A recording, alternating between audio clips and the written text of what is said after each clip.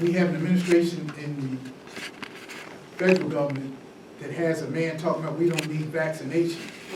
So you know that, I was just thinking about that the other day. We have enough issues in our community without people not getting vaccinated.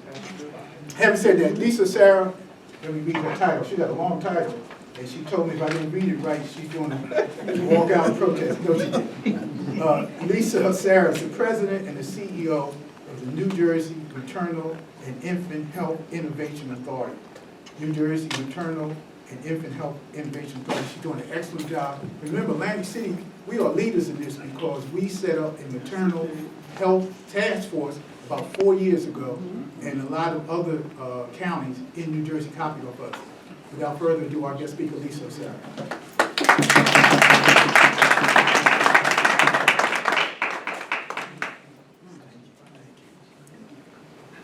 Good evening. Good evening. I didn't want to be between you and your meal, so I'm glad that we had our food first. Because we also lost an hour of sleep last night, right? So we're still adjusting to that as well. But thank you very much for your warm invitation, Colleen. It's always good to be here with you. I was in Atlantic City about 2 weeks ago, and I was going into a meeting, I think it was a City Hall It building. was City Hall. Council chambers. Who do I bump in the foyer but Kaleem Shabazz? And I said to myself, Lisa, come on, you can't think you're coming to Atlantic City and you're not going to see your friend. And so I did see him, but the purpose for my being there that day was I was coming to a meeting that was organized by a group of advocates from Newark to really look at maternal and infant health. And the problem is that we are not doing well when it comes to maternal and infant health in New Jersey. And we as Black women are doing very poorly. So what does that mean? That means that a Black woman is 7 times more likely to die from a pregnancy-related complication than her white counterpart. And that means that even Black women with master's degrees, PhDs, and all of that have greater risk than white women with high school diplomas. So what does that mean? That means that things like education and income and all the things that we think protect us actually don't protect us. So you've all heard the stories of people like Serena Williams, who was in the hospital and people were not listening to her. Allison Felix, a track star, had complications and people were not listening to her. So there is really a problem in this country around respectful care. I'm talking about maternal health, and then there's the other side about infant health. Did you know that our babies are 3 times less likely to make it to their first birthday than their white counterparts? The stats in the United States of America are worse than many developing nations. So if we as a country in the US are in bad shape, imagine where we are as Black people in the US. So, I've been working in this space for almost 30 years. I was working in this space when nobody was really talking about it. The stats were bad, but I knew a lot about the infant statistics, but I didn't know a lot about the risk for mothers. Over time, we have gotten better at sort of measuring and monitoring what is happening to mothers, and the situation is really bad and really bleak. But we are not hopeless, we are hopeful. So I will say this, about 7 years ago, when the Murphys came into office, First Lady Tammy Murphy, the governor's wife, decided she was going to focus on maternal and infant health. And I give her a lot of credit for doing that, because as a white woman of extreme privilege, this didn't have to be her issue. That's right. She could have picked any other issue. There's a lot of issues that are neater and cleaner and easier to address than this, because this reeks of racism and structural racism. But she did not see this as something that she wasn't ready to take on. So I've been working on this issue for, like I said, almost 30 years in my corner with, teams of different people. And here came in the First Lady. So to be honest with you, I didn't know what to expect. I was like, this is not going to be a good thing. Because sometimes when the big wigs get in your stuff, it changes. So I was really nervous because everything that I was writing all of a sudden had to be reviewed and scrutinized by 20 people because it was going to the First Lady. So I said, is this going to be good for us? Yes or no? But looking back, 7 years into it, it has been excellent because it has really raised the level of awareness on this issue in this state. It has really called systems and structures out. It is obvious they're not treating everybody the same way. So what have we been doing over the last 7 years? We have initiated an initiative called Nurture NJ. And Nurture NJ is designed to make New Jersey the safest and most equitable place in the nation to have a baby and to raise a child. And when I say that about New Jersey, that includes Atlantic City. So that includes all of us. So some of the things that we have done is worked with doulas, worked with midwives, worked with physicians to really be sure that they're giving respectful care and they're giving people the supports that they need. But the other thing we realized very early on, it's not just about prenatal care or postpartum care, it's about life. We're stressed out. When you're stressed out over a multitude of things, you're not ready to talk to people about breastfeeding, and you're not ready to talk about some of those sort of routine things that are associated with maternal health. So what we recognized was we needed to do so much more. We needed to address transportation. We needed to address childcare. We needed to address employment activities, food security, and so many other things. And so we have worked with 22 state agencies. And the long name that Colleen was mentioning is the new state authority that I lead. This is the first and the only government authority in the entire country focused on maternal and infant health. So New Jersey is really leading the way. Nobody else says they're going to focus a state entity on maternal and infant health. We are doing that here in New Jersey. The other thing I tell people is that my boss is Governor Murphy. So I'm a part of Governor Murphy's cabinet. And I'm not saying that because of me. Maybe people would say, you're saying it because it's you. It's not because it's me, but it's because maternal and infant health is at the governor's table. Right. And so even when this administration changes, as Mr. Shabazz says, will be changing in a year's time, this issue is not leaving the radar. Because what we see sometimes is when administrations change, priorities change. Right. And just because the last person talked about it means that the next person doesn't want to touch it. But that cannot happen with this issue. So this issue is really here to stay. The other thing I want to talk to you about is just the economic development side to this. We are really encouraged to engage in public-private partnerships. So those companies, the Walmarts, the Targets, the businesses, need to do right by communities. So one of the things that we are doing is really going to them and asking them to be investors in this work that we're doing. We are looking to train, particularly women from our communities, to become doulas, to become community health workers, and to understand the business side to birth work. We want to create business owners, agency owners, because you know what's going to happen? If you don't know what a doula is, let me just rewind for a second. It's a woman who helps another woman in childbirth. So it's not a clinical role, but it's something that will help people with all of the supports that you need. Right. Accompanying somebody to a medical appointment, helping someone during the postpartum visit. I laugh because we do so much around baby showers and reveal parties. But anybody in here who's had a baby knows that the minute that you come home with the baby, that's when you need the most help. And that's when you're by yourself. All the fanfare and all the people that came in before, you don't see them anymore. And that's the time you need someone to help you cook a meal, take a shower, do a load of laundry, clean your house, take a nap, and so on and so forth. So we really see that these doulas are very helpful. And we can be helpful in our own communities. And so our goal is to train doulas to provide these supports to mothers and to create some business owners, some doula business owners. Because what will happen is we won't do this, and you will see the nursing, home health aides and the visiting nursing associations take over this business too. Because they will see that this is a business that is profitable, and they will organize themselves and they will hire us.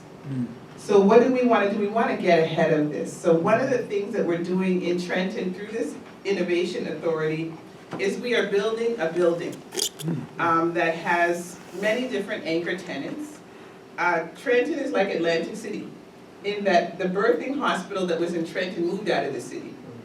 So we do not have a birthing hospital in the city of Trenton. People have to go out to the suburbs. And I think there's something similar happening here. Right.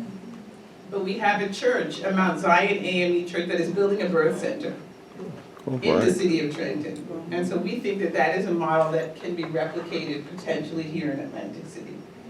In this new innovation center that we're building in the city of Trenton, we will have clinical services.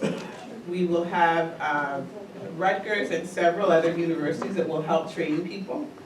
We will have a social service entity that is called the Trenton Health Team that will help people with transportation and childcare and food. But the part that gets me the most excited is we'll have a place for innovation, a place to really help people with startup businesses, a place to help incubate or accelerate businesses. So I really want to hear from you, because this is what we're doing in Trenton, but that does not mean we cannot do something similar in Atlantic City.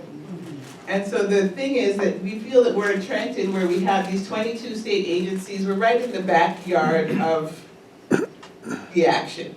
And we think that we need to demonstrate that these things can happen in the city of Trenton. Because when they can happen in the city of Trenton, they can happen anywhere. So I'm really encouraged that I was here at this meeting a few weeks ago and that Atlantic City is rallying around this issue, because I think there's a lot that we can do. This issue is not going away. As I mentioned to you, this state entity is here to stay. This cabinet position that is focused on maternal and infant health is also here to stay. And we're expected to be impactful at many different levels. So we're expected to be impactful in the city of Trenton. We are expected to be impactful across the state, to include Atlantic City. We are expected to be impactful nationally, across the country. And I say that there's not a week that passes that somebody from another state doesn't call me to ask me, how are you doing this in New Jersey? We don't have a first lady like yours. Can we do this? And I say, yes, you can. You just need to have the will. Bless you, bless you. You just need to have the will to be able to do this. And then we're expected to be impactful globally as well.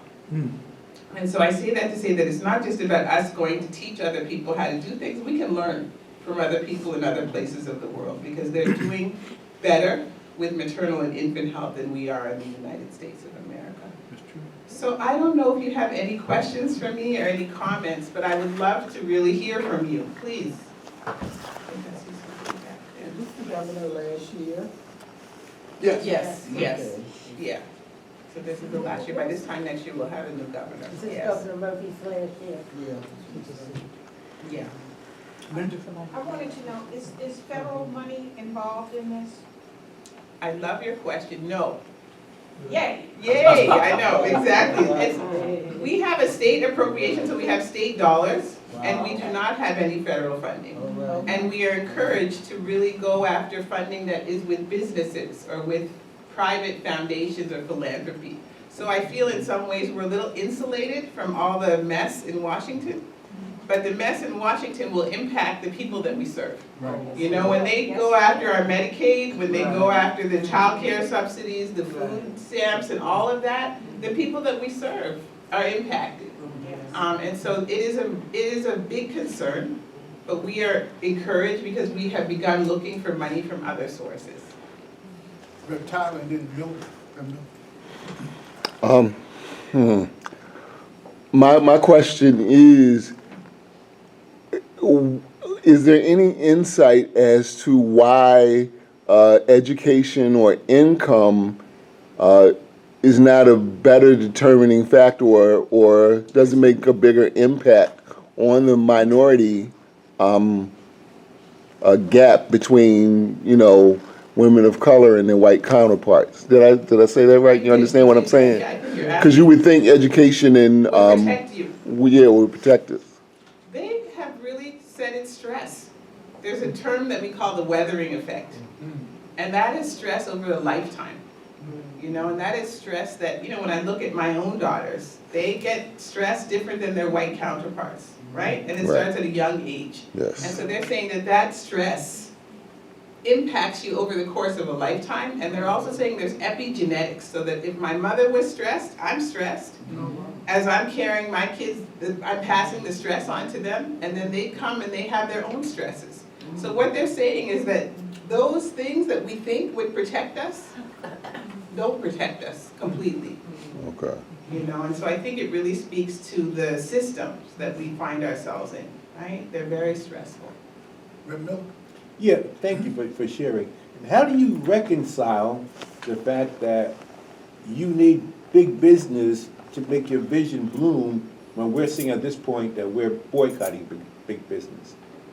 How do you reconcile that? It's a hard reconciliation, but they have to do right by us. And I think Indeed. they're profitable. They're profitable and they have to give back to the communities. You know, I'm stuck because I hear folks saying boycott Target, and then I hear the black businesses that are in Target saying, please don't do it, because it took us forever to get into Target. And if you boycott our goods, then Target will throw us out. They're starting to now. The They're stores starting here to already now. took it out. Okay, one at a time. Yeah, so to be honest with you, Rev, it's a tough one. It's a tough one, but I think they're profitable, and I think they have to give back. And so, you know, that's where we find ourselves. But that is literally this public-private partnership that you'll often hear us refer to. Before I go back to Bill Tides, anyone has a question, has not asked it? Mr. Bill Johnson? Yeah, I'm just curious, do you foresee the changing of like the administration at the state level affecting this work in the future as well? You know, I say that mothers and babies, I used to say it's nonpartisan. It's everybody's business, right? Like everybody wants a healthy mom and everybody wants a healthy baby. I think when we start talking about the disparities and equity, this is where people's feathers get ruffled. But when you look at it, healthy mothers and healthy babies is good for everybody.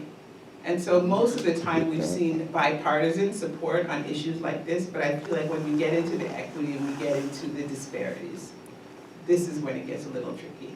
I think because this state authority was established as a state authority by law, it'll be difficult to, you know, ignore it or to downplay it, even if there is a change in administration.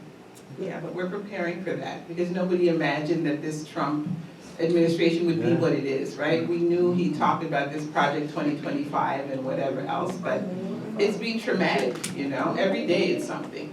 And I don't think we anticipated we were gonna get into this, so you never know. And all the, Reverend Miller, all the companies aren't being boycotted, because there are some companies that are supporting DEI, and people are supporting them. Some of the companies that ran the Trump, that they're the ones that are sort of being targeted. So as she says, it's a balancing act, but there are corporations that have not went down with Trump's foolishness. And we just have to, Angel's gonna send out the list, and ACP is highlighting that. But it's not every company. It's too many, but it's not every company. Liz? Hi, good evening.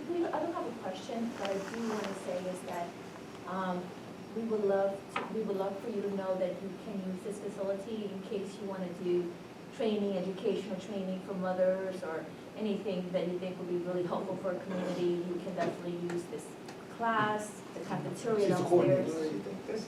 This is a charge. I think I met you once, Liz. I think so too. so Very too. familiar. Yeah, I think I met you. We would love that. We're looking for venues. We would love to use a place like this to train women on how to become doulas. That would be You amazing. know? And it's not a training that takes too long, and then we'd love to do it, to train them on the business side of being a doula as well. So if you know of women, young women, middle-aged, old women like me in this area who want to get this type of training, please. I mean, I'll reach out to Kaleem to even. Or men. Or men, thank you, Rev, or men. Yeah. Men are doulas too. And we find men are needed to support other dads, right? I mean, it's very important. Thank you for that. Lynn, the sister, then back to Tyler. Retirees, come on down, we need you, we need you. You are the mothers, the grandmothers, we need you. These young women need you. And so I think we have to do a whole paradigm shift to really focus on this postpartum period more. We're too caught up in the booties and the showers and all this cutie stuff, but the truth of the matter is, when I talk about maternal mortality, it's not just something that happens during labor and delivery. This is mortality that happens up to a year after a woman gives birth. Preeclampsia, high blood pressure, hypertension, I mean, all kinds of things, plus stress. And that's a time that we're most isolated and we're most by ourselves, so we have to shift the focus so that the retirees will be checking in on these new moms, you know? We just have to reorganize ourselves. We used to do it this way, you know? We used to do it this way. Okay. Lynn, then Kristen, and then Sister. Lynn? Are there any requirements to be a doula Just an open heart, a willingness to help, and to be trained? and to be trained, and to go through the training, yeah, yeah. Kristen? I just wanted to say, like you said, kind of a reminder of getting back to the way that we used to do it. You know, if you go back tribally, births were very, very sacred, very, you know what I mean, support was there. And we've made it very medical and very, you know, so, yeah, just a reminder. Sis? Do we have midwives around here? We need more midwives, we need more midwives. Because I was born at home, 17 of us, none of us were born in the hospital. Wow, So, 10 of us living still. wow. How much it costs, I would stay at home. Bro, Tyler, last question. I want to ask what the men's role is specifically, but I'll ask this. What is the rationale given for moving birthing centers out of major cities into the suburbs? I'm not a hospital CEO, so. I apologize. Well, then, what is can you give me a specific other than the doula? Because I don't think I can, nobody here wants to eat my cooking. So what else could I do as a man to support my sisters? That's a good question. I think there's a role for men. I think there's a role for men in supporting other men who are going through it, because often men don't know what to expect and don't know how to support their partners. So I think there's a role there, and I think there's a role for men just being visible within the family. I think that, you know, we make it sound like it's a women's issue, so thanks again, Rev, for saying that the dads need to be involved too. And there's a guy in Trenton that has started an organization for black dads. Literally, Oh, I think wow. it's called something like Hey Black Dad. So I will connect him to you all here, but you know, it's a movement. I mean, we do this as a community. We don't do this as mothers alone or as women alone, so. Yes, there's many things for you to do. Thank you. Liz, thank you so much.